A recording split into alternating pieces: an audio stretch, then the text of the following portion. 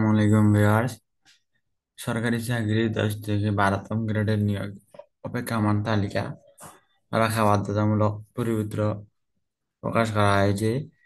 Viewers, তৃতীয় বৈঠকের পর সিদ্ধান্ত নেওয়া হয়েছে যে আম, 12তম গ্রেড করা হবে। এটা ফাইনাল। অর্থাৎ 12তম গ্রেড করবে।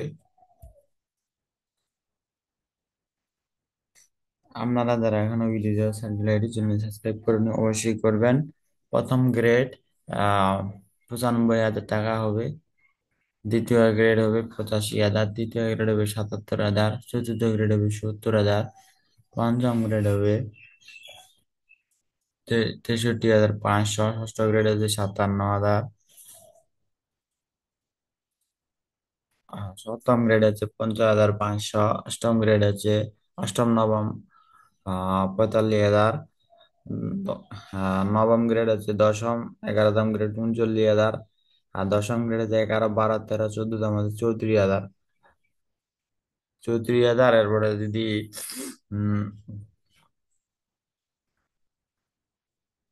তারপরে 11তম গ্রেড যদি হয় তাহলে 14, 15, 16, 17 এটা হবে সম্ভবত 30,000।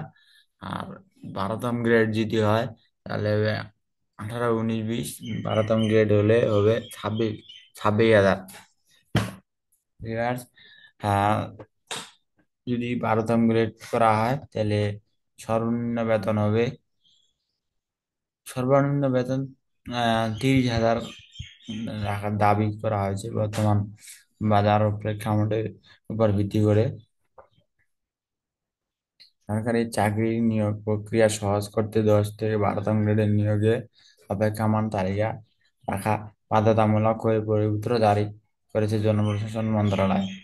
এই গ্রেডগুলা যদি 23 সালে 24 সালে যদি করা হতো তাহলে এতদিনে 8,000-এর বেতন 16,000 বেতন, 16,000-এর বেতন এতদিনে 32,000 বেতন।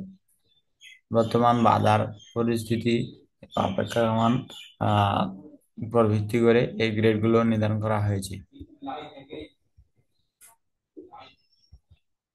সোমবার জনপ্রশাসন মন্ত্রণালয়ের সিনিয়র সচিব ডাক্তার মোখলেস রহমান স্বাক্ষরিত পরিপত্রে এই তথ্য জানানো হয়েছে।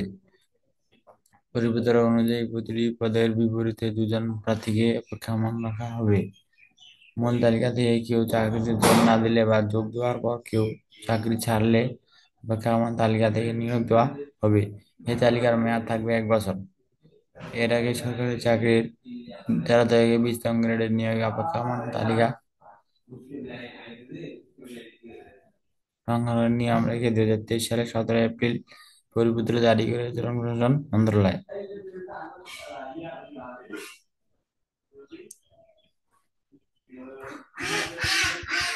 ইয়ার কি কার্যকর হবে?